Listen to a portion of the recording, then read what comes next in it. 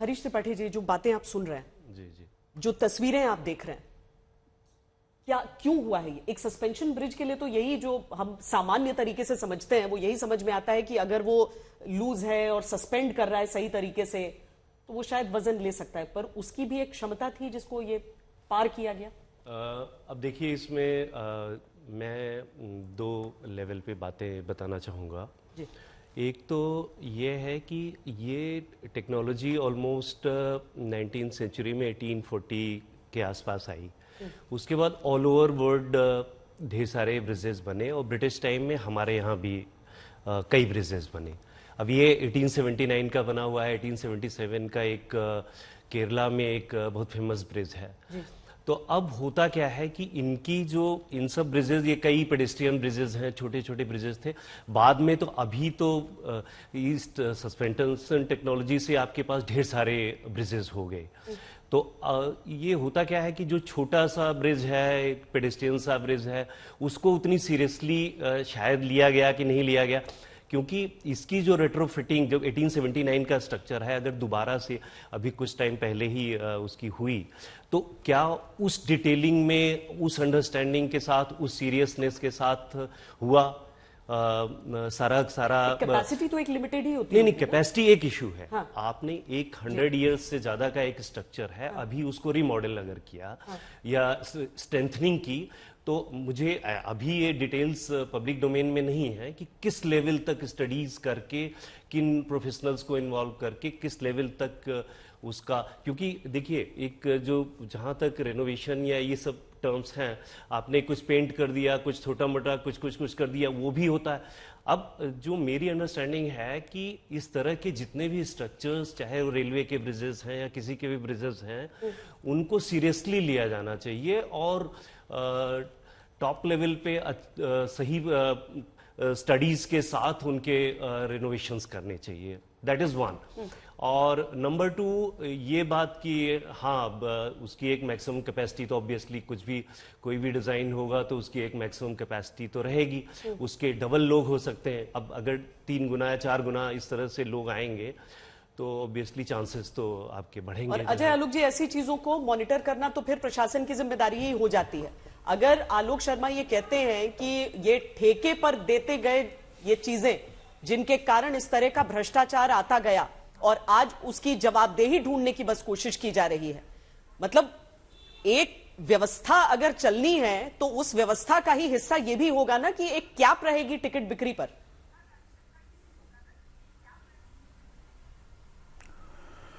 देखिए श्वेता जी, सबसे पहले तो आज आप भी बिहार से हैं, हम भी बिहार से हैं। कल पहला अर्घ हुआ था और ये हादसा हुआ तो हम लोग सब स्तब्ध रह गए थे, क्योंकि 2013 में पटना में भी यही हादसा हुआ था जिसमें 18 लोगों की जान चली गई थी अर्घ देने के बाद। जब भी किसी भी सेलिब्रेशंस या किसी भी पर्व या त्योहार के दौरान हादसा होता है तो ये मुख्यतः लापरवाही होती है, प्रशासनिक चूक होती है, इसमें कोई शक नहीं। लेकिन साथ के साथ मैं ये भी कहूंगा कि लाशों पर राजनीति कभी नहीं करनी चाहिए, किसी राजनीतिक दल को शोभा नहीं देता है। राहुल गांधी ने सीधा यही कहा कि लोग मर गए हैं, इसलिए इस पर कुछ कहना ठीक नहीं होगा, लेकिन तब भी आलोक जी नहीं माने। 10 बातें बोले हैं, बोला है उन्होंने। नगर पालिका कोई पीडब्ल्यूडी मिनिस्टर के अंडर में नहीं आता है। आप उत्तर दीजिएगा बाद में, पहले सुन लीजिए। अगर इसी तरह से लाशों पर राजनीति करते रहे तो 10 चीजें आप भी निकल जाएगी। ठेका पे क्यों दिया गया? ठेका की प्रथा कब से इस देश में शुरू है? हाँ, ठेका की प्रथा इस देश में कब से शुरू है? कोई कल से शुरू हुई थी? मोरबी से शुरू हुई थी। बेहतर है कि हम लोग इस चीजों पे देखें कि किन चीजों पे लापरवाही बरती गई है।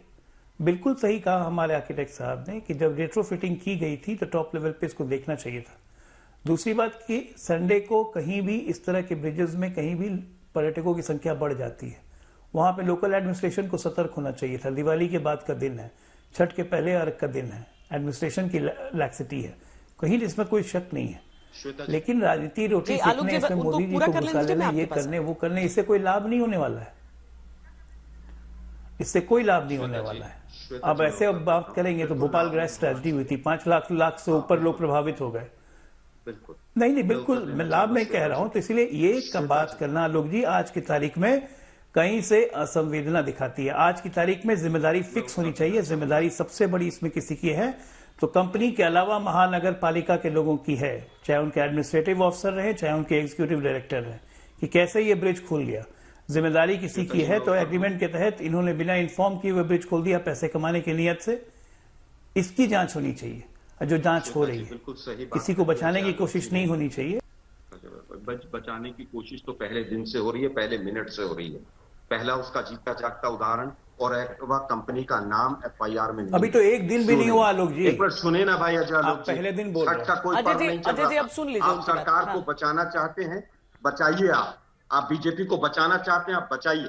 वहां पर छठ पर्व का, एक मिनट सुनिए भाई जरा, छठ पर्व का वहां कोई लेना देना नहीं था। जबरदस्ती एंगल मत जोड़िए। पहली चीज, माननीय राहुल गांधी जी ने कहा राजनीति नहीं होनी चाहिए। मैं भी मानता हूँ राजनीति नहीं होनी चाहिए। अरे सुनिए ना भाई, मैं बिहार की बात सुनिए ना भाई, आप सुनिए तो सही अब। अरे भाई सुनिए ना, आप भी लेकर आए छठ पर्व में पूरी बात आप सुनते नहीं है, बीच में मैंने पूरी बात सुन ली है। आप बीजेपी को बचाना चाहते हैं, पूरा देश सुन रहा है आपको। सुनिए जरा आप शांति से। पहली बात रहिए, आप बैंड बजाते रहिए। सुनिए ना भाई जरा, आपको संवेदना नहीं है जो लोग मर गए? नहीं संवेदना नहीं है। अरे बीजेपी के खिलाफ आप इनको चुप करेंगे कि नहीं करेंगे? नहीं आप बीजेपी के खिलाफ अजय जी एक मिनट, आलोक जी एक मिनट। देखिए आलोक जी, आपने एक बात का गलत मतलब निकाल लिया है। उन्होंने छठ पर्व का इसीलिए जिक्र किया क्योंकि अर्घ के समय भगदड़ हुई थी और वहां पर प्रशासनिक लापरवाही के कारण उस साल उन्होंने उस संवेदना को सिर्फ जोड़ा है।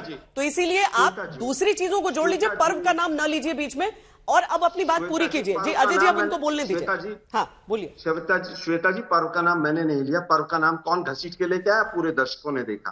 पहली चीज, एसआईटी 20 से ज्यादा बनी है गुजरात के अंदर। 22 पेपर लीक हुए, एसआईटी बनी, आज तक कोई रिजल्ट नहीं है। एसआईटी बनी, कौन लोग हैं पता ही नहीं है किसी को। एफआईआर में 302 क्यों नहीं लगी? 200 से ज्यादा लोग मर गए, कौन जिम्मेवार है उसके लिए? 304 धारा लगा दी गई।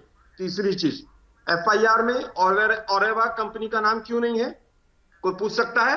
एफआईआर अभी तक पब्लिक डोमेन में क्यों नहीं है? एफआईआर को इतना छुपा कर क्यों रखा है? किसी मीडिया हाउस के पास एफआईआर नहीं पहुंची अभी तक। जहां तक बात राजनीति करने की है, मोदी जी सुबह से 3 ड्रेस बदल चुके हैं। सुबह एक ड्रेस थी, दोपहर में दूसरी थी, अब तीसरी ड्रेस में भाषण दे रहे हैं मोदी जी बनासकांठा के अंदर। राजनीति हम नहीं करते हैं, राजनीति मोदी साहब कर रहे थे कलकत्ता में कि ये एक्ट ऑफ गॉड है या एक्ट ऑफ फ्रॉड है।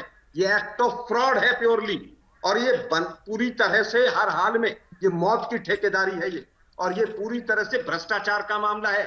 आज तक टीवी चैनल अगर आर्किटेक्ट को बैठाकर इसको पूरी तरह से डाइवर्ट करना चाहता है टॉपिक को, तो मैं उसमें खेद व्यक्त करता हूं कि ये पूरी तरह से भ्रष्टाचार का मामला है, प्रशासनिक चूक है ये। कौन जिम्मेदार है इसके लिए? इसके लिए पूरी तरह से एसपी और कलेक्टर जिम्मेदार हैं।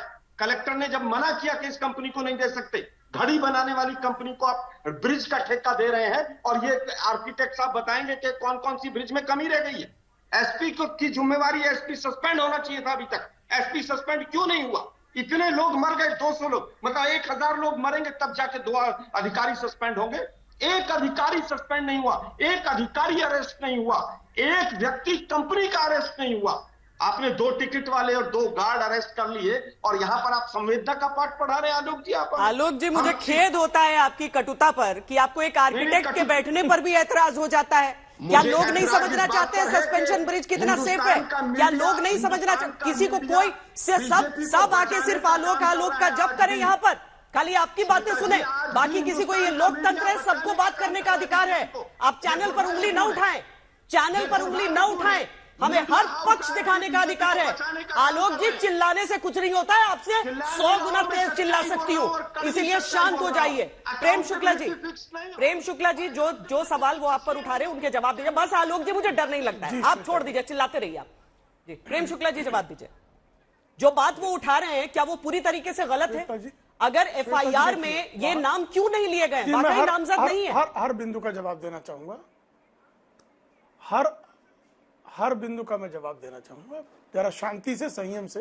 देखिए, अब इसमें सबसे दुर्भाग्यपूर्ण पक्ष है कि मोरबी में जैसे ही यह हादसा हुआ, तत्काल गिद्धों की भांति वहां कांग्रेस के लोग राजनीति करने पहुंच गए।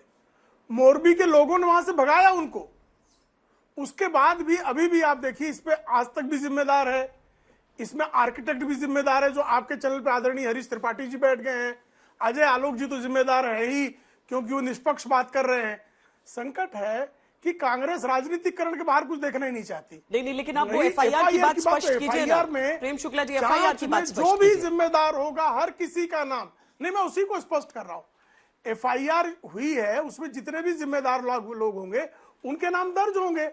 अभी हिरासत में कुछ लोगों को डिटेन किया गया है, 4 को अरेस्ट किया गया है। उनकी पूछताछ के आधार पर, जांच के आधार पर जो अभियुक्त होंगे उनके नाम दर्ज होते जाएंगे, उन पर कार्रवाइयां होती चली जाएंगी। अब चूंकि एफआईआर, अभी जो एंडरसन को विमान में बैठाकर भोपाल त्रासदी के बाद जिनके राजीव गांधी गांव छोड़ाते थे, वो हमसे अभी मोरबी पे बात कर रहे थे। मोरबी में यही 1979 में हादसा हुआ था। किसी और ने गलत किया तो जरूरी तो नहीं है कि वो बात सही हो जाती है ना। जरा शांत रहे। 2 गलत एक सही नहीं है। नहीं, मैं गलत नहीं कर रहा हूँ। हम सही कैसे कर रहा हूँ बता रहा हूँ मैं। नहीं, मैं उनकी गलतियां गिना रहा हूँ। हम कैसे सही करते हूँ बता रहा हूँ। आप चीख क्यों रहे हैं भाई? अरे श्वेता जी को शांत कराइए, ये उपद्रव शांत कराइए। क्या कर रहे थे? इनको हर्षवायु हो गई है जब से द्रोण भेज देते। इनको शांत कराएं। ड्रेस बदल के 420 को जरा शांत कराएं और राजनीति हम कर रहे हैं। 420 को शांत कराएं। नहीं, मोदी जी, अरे भाई मोदी जी आज भी ड्रेस बदल के आपकी वोट मांग निकृष्ट रहे हैं। राजनीति पूरा देश देख रहा है। अब श्वेता जी, अगर आप जो है इनको यहाँ स्यापा करने के लिए बुलाई है कांग्रेस के अवसान पर, तो मैं क्या वोट मांग रहे हैं और हमारी गलती। मैं बिंदुवार बहस कर सकता हूँ। मैं जो है मच्छी बाजार का झगड़ा नहीं कर सकता हूँ। गुजरात का मैं इनकी अपशब्द संस्कृति पर, ये तो भाई गालियां बकने लगते हैं लोगों को, ऐसे व्यक्ति हैं। मैं इनके मुंह नहीं लगना चाहता। मैं एक जन्मदिन श्वेता जी, ये आप एंकरिंग इन्हीं से कराई जा रही है जवाब क्या? दे रहे हैं आप, एक-एक करके एंकरिंग जवाब भी तो कर लीजिए। लीजिए जनाब। कब्जा, पटाखे छुड़ाकर, हेल्थ मिनिस्टर पटाखे छुड़ाकर शाम को इस घटना के विचित्र बाद करते हैं साहब। इस घटना आपकी के संवेदनाएं बाद मर चुकी हैं आलोक जी। संवेदनाएं आप लोगों की मर चुकी आपकी हैं। संवेदनाएं मर चुकी है, वो समझ में आ रहा है। बहुत दुखद है।